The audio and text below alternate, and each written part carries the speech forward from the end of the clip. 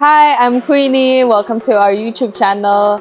Today we have the JETOUR G700, which is getting popular right now. This just launched in UAE this year, and we're protecting it straight away with XPEL PPF.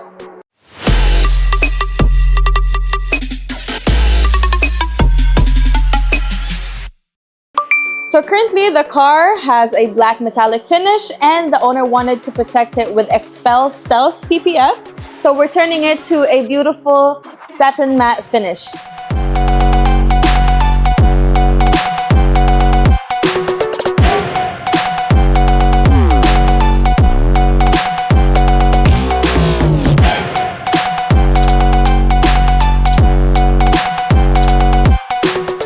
Since this is a newly launched vehicle, we do have an in-house design team, and we can create a template from here.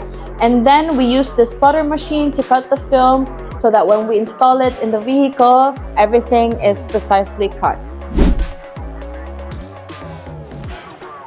So we're back with the JETOUR G700, and as you can see, the difference from metallic black and now stealth finish. So we wrapped this car with XPEL Stealth PPF, and now it has a more aggressive, edgier and sportier look. So if you want to see the final results, please keep on watching.